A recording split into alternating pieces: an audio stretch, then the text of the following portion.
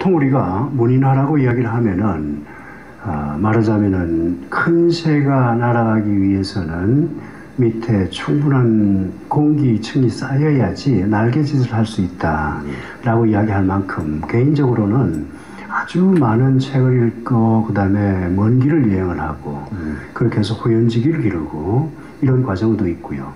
그리고 문인화라고 하는 어떤 전통적인 입장에서 봐서는 오랫동안 축적된 그런 여러 가문의 뭐 전통이라든가 이런 것들이 바탕이 되고 있습니다. 그렇게 우린 다들 알고 있는데 선생님 경우에는 말하자면은 의제 그리고 의제 허백년 선생하고 그죠? 그리고 미산 허영 그리고 남농 허근 그럼 그 밑에가 직헌 허달제 선생님 이렇게 되나요? 또 그 외에 또 다른 분들 남농 계열에 네네. 또 많이 몇 분 계십니다. 몇 분 계시고 예예예.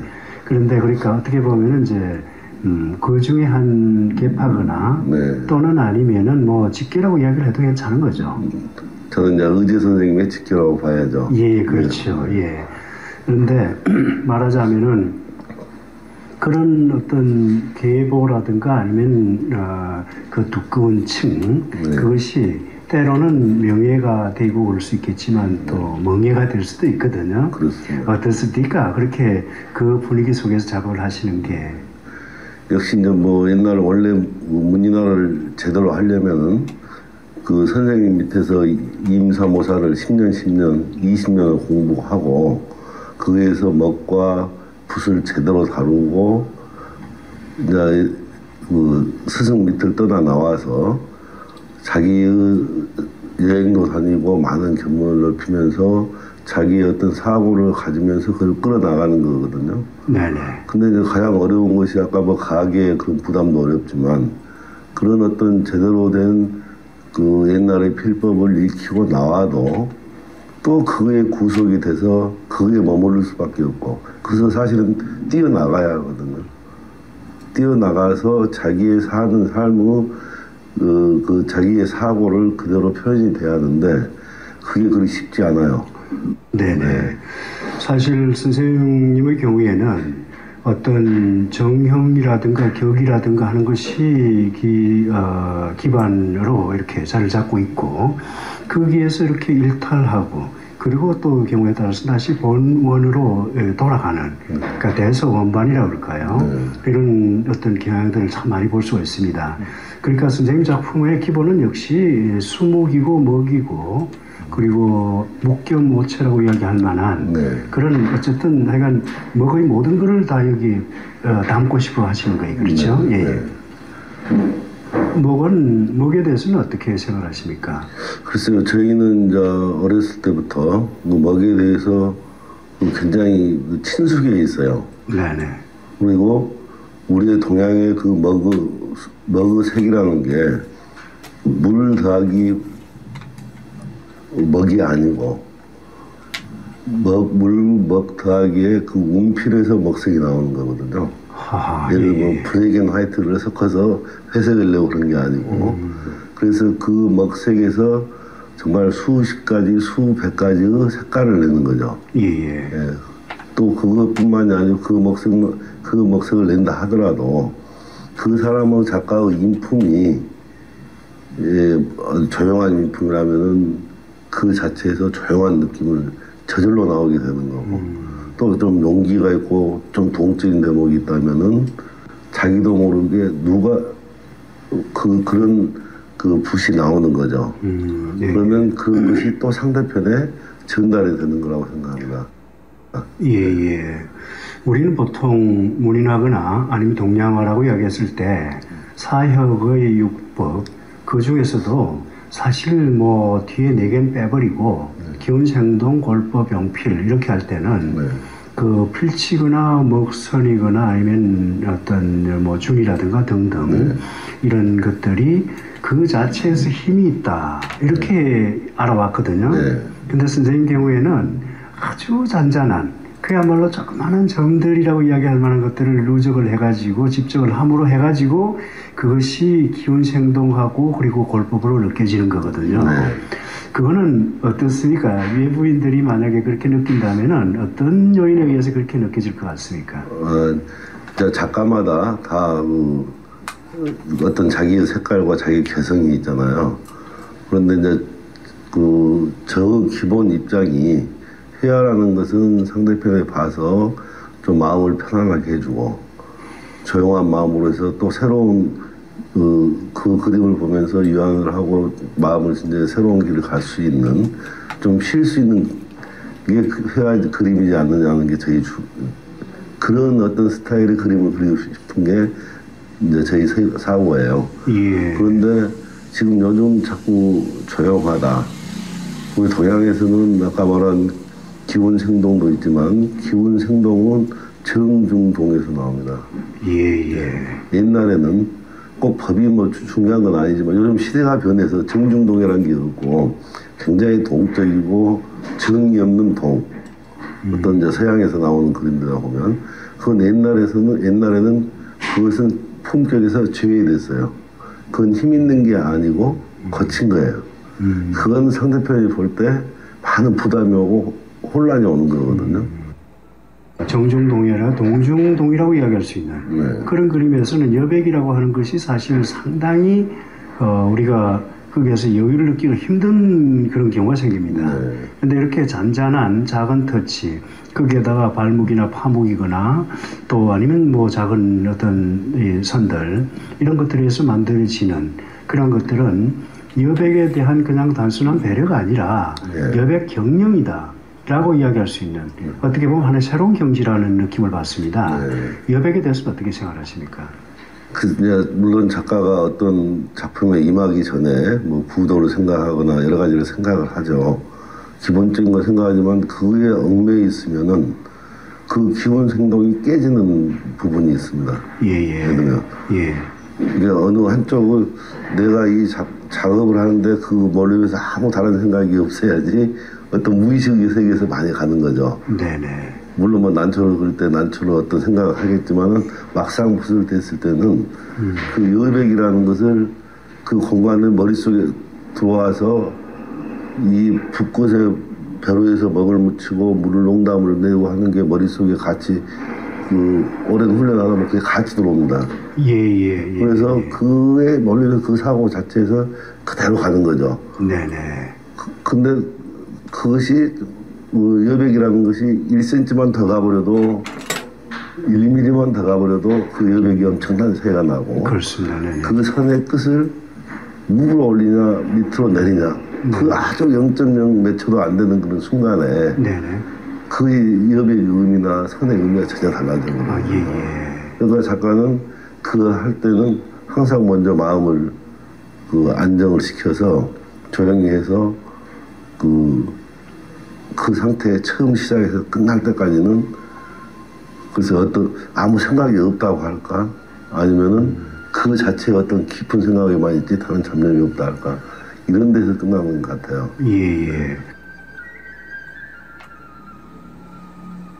문인화 경우는 자꾸 빨리 어떤 거에 집착을 하게 되면 안 되는 것 같아요. 빨리 잊어버리고 내가 전에 했던 건 빨리 잊어버리고 또 새로운 걸로 가고 그걸 계속 기억하고 있으면 자기도 모르게 다시 또 그쪽으로 가게 되거든요. 그래서 작가는 제 생각에는 옛날 거 빨리 잊어버리자. 자꾸 새로운 걸로 가자. 그러다 보니까 뭐 소재에는 궁하지는 않습니다. 일반적으로 지금 방금 이야기하신 그러니까 옛날 걸 잊어버리고 새 것을 찾는다라든 그런 자세 이런 것은 문인화적인 입장에서 봤을 때는 사실 문인화의 한 분파라거나 아니면 그쪽 한 계열이라고 이야기할 수도 있는 선화 같은 이런 쪽에서 많이 주장하는 또는 아니면 그쪽에서 발견이 되는 그런 태도들입니다. 어떻습니까? 그 선불교라든가 선화라든가 그쪽에 대한 정신은 뭐 좀 관여가 있으신가요? 물론 그 원래 문인화가 뭐 시서화를 다 하게 되다 보면 시라는 자체가 벌써 철학 사상이잖아요. 그렇죠. 그러니까 뭐 선사상이라든지 그 어렸을 때부터 쭉 그 한문 공부를 하다 보면 지극한 선에 가는 거, 아까 말한 아주 지극한 정으로 가는 거, 이런 걸 자꾸 추구하게 되죠. 네. 뭐 끝도 없는 세계지만 자꾸 뭐 내 자신의 마음도 그림뿐만 아니라 내 마음 자체도 삶 자체도 물론 인간이기 때문에 실수가 많지만은 항상 그때 조부님한테 그런 가르침을 받은 것 같아요. 그래서 그걸 벗어나지 아직 못하고 있습니다. 네네.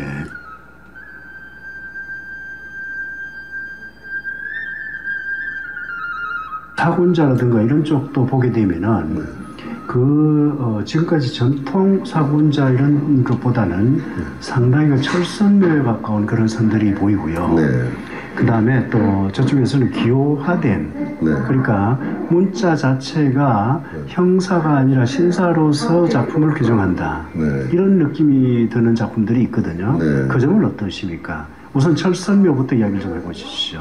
그러니까 그 전자 물론 아까 말한 임무를 하면서 선배들의 어떤 좋은 선배들의 좋은 선을 답습을 하면서 그 법을 익히는데 그 법에서 벗어나는 방법이거든요.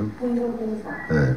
그거 끼기가 굉장히 어려워요. 네네. 그걸 안 배워서 한다는 것도 전통 없이 그런 어떤 필법을 익히지 못하고 한다는 것도 그건 안 되는 거고 또 그걸 너무 배워서 그게 너무 깊게 배우다 보면 그게 빠져서 벗어나오지를 못하는 것도 이게 또 두 가지 다 어려운 일인 것 같아요. 네네. 그래서 그 어떤 좋은 선, 예를 들어서 일반적으로 또 기분이 제대로 생동이 하는 선, 또 힘 있는 선, 그 또 정한 선, 동안 선, 뭐 여러 가지 선을 답습한 다음에 그 다음에는 자기가 의도하는 나름대로 그냥 그걸 벗어나서 붙지를 하는 거죠. 네네. 내가 뭘 꼭 이걸 어떤 선을 내겠다는 것보다도 그 자꾸 문이 나는 그 정말 0점 몇 초의 그 순간이기 때문에 그 자체에서 그 상태의 마음이 그대로 가는 거죠.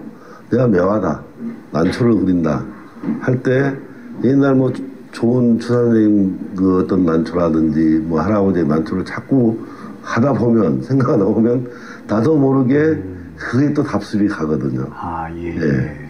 그러니까 그 자체도 이제 충분히 공부했어도 빨리 잊어버리는 게 좋지 않냐. 그러나 그 몸에 이미 배어 있거든요. 네. 그렇군요. 이런 표현이 좀 애매합니다만. 예. 그러니까 제가 이제 철선묘라든가 아니면은 뭐 아주 작디 작은 그런 그 어떻게 보면 뭐 거의 선념이라고 이야기할 만큼 부드러운 선들 이런 것들이 이름은 그런 비슷한 걸 붙일 수 있을지 모르지만 사실 큰 필법이에요, 그죠? 그래서 항상 머릿속에는 그 작품을 임할 때 아까 말한 정중동이라든지 또 우리가 말한 소소밀밀 구도적으로 이제 소소하고 밀밀하고 이런 것도 있지만 그런 개념을 갖고 있지만 작품을 할 때는 어느 부분에 가서 꼭 밀밀해야 할 필요가 있냐, 꼭 소소해야 할 필요가 있냐, 그거 어긋나지만 그것은 힘이나 어떤 그 순간의 먹색으로 또 이겨나가는 거죠. 그렇게 해서 그걸 봤을 때 어색치 않으면 뭐 사실 뭐 추사님 뭐 좋은 명품 작품은 화법에서 충실해서 좋은 작품이 아니고 그걸 다 벗어나서 아무 욕심이 없이 다시 어떤 동심의 세계로 돌아가는 그런 그림들이지 않습니까? 기호화된 어떤 문자에 대해서는 어떻게 생각하십니까? 예를 들어서 매화를 그리고 그리고 이다음 매자를 쭉 이렇게 써나간다든지 이런 경우는 사실 뭐 형사하고는 전혀 상관이 없고요. 어느 정도까지는 따로 매화가 있으니까 뭐 그렇게 이야기를 할 수는 있겠지만 실제로는 신사를 벗어난 기호 언어이기 때문에 그건 우리의 어떤 그러니까 표현 언어가 아닐 수 있거든요. 그걸 이렇게 시도하신 배경은 어떤 것이 있겠습니까?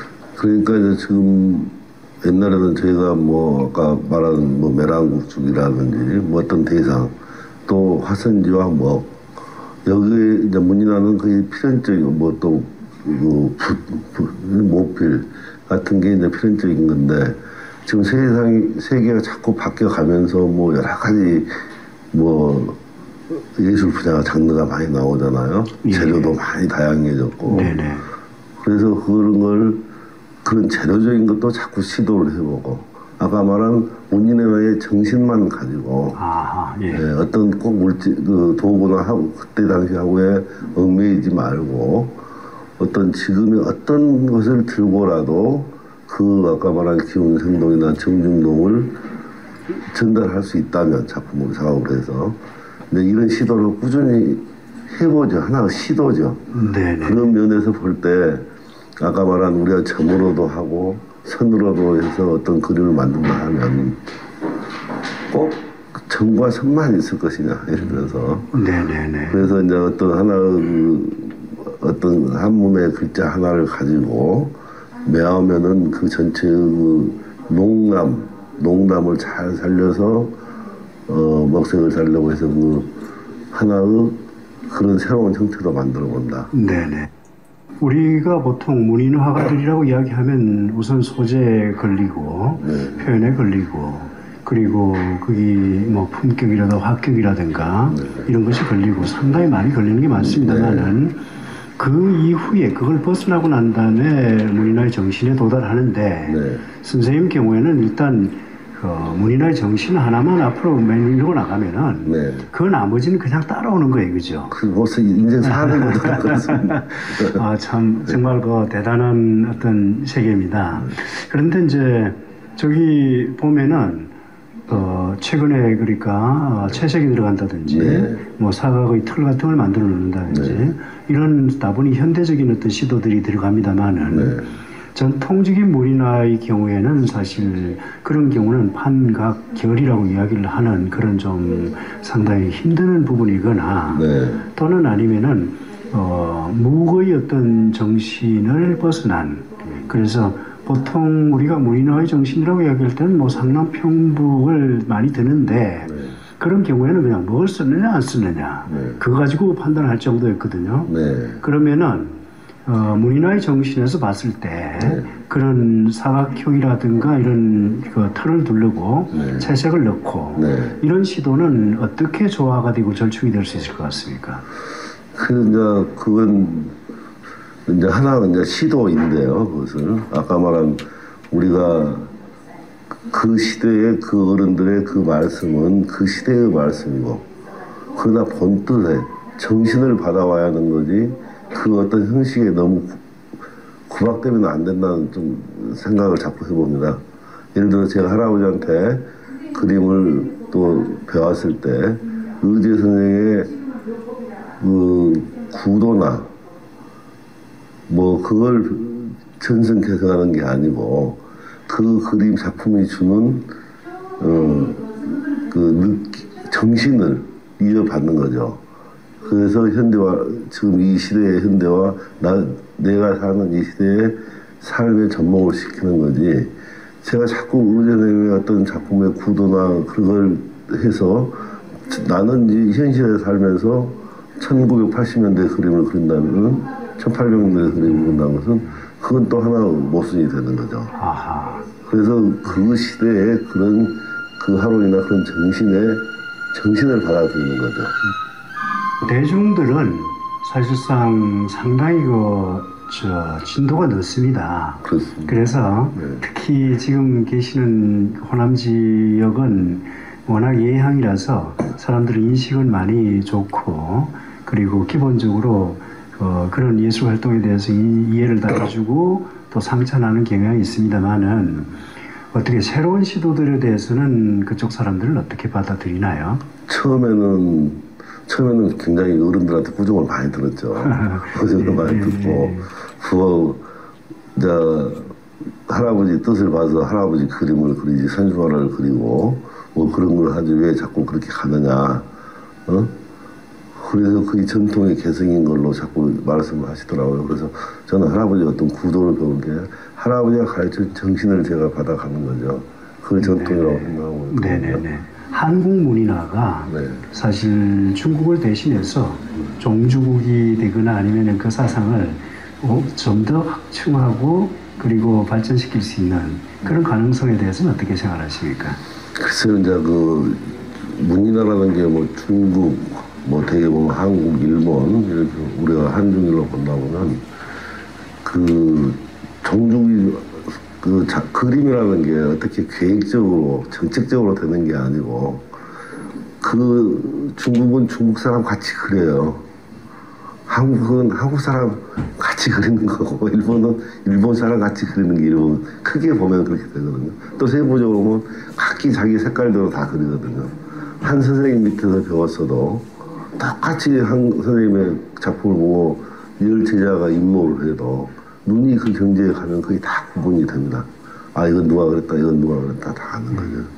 그래서 중국 그림은 중국 그림대로 가고 계속 변화될 거고 우리 그림은 우리 그림대로 가는 거죠. 네네. 그런데 이걸 어떻게 정책적으로 자꾸 한다 이런 것보다는 가장 우리의 문화를 우리 국민이 이제 2만 불 시대가 됐기 때문에 그런 문화적인 토양을 키우는 그런 토양을 키우는 정책은 가능하죠. 네. 그런 토양이 있다면 자연히 좋은 작가가 나오게 되죠.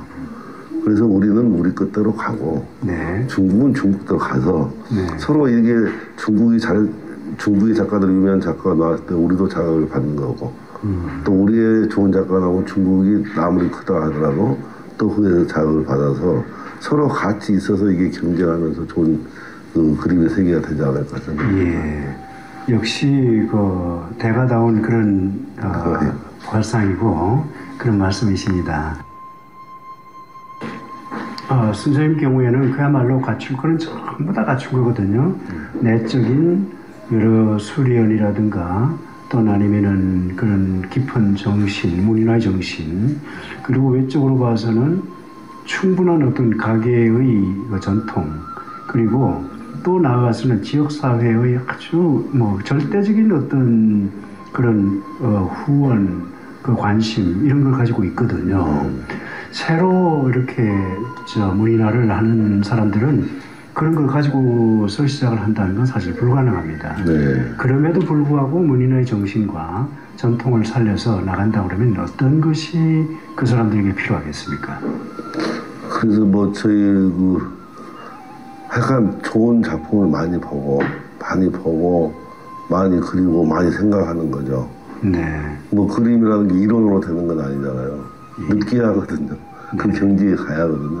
네. 그래서 항시 눈이 앞서거나 손이 앞서거나 둘 중에 하나가 앞서고 뒤서고 하는 거지 같이 가지는 않죠. 눈이 앞설 때는 내 그림의 부족함을 알게 되고 손이 앞서 생각이 아무 없이 손만 앞서 가면은 내 그림만 잘난 줄 알고 오만하게 되죠. 이게 작가의 생활에서 공부를 하는 과정에서 보면은 계속 반복이 되는 거죠.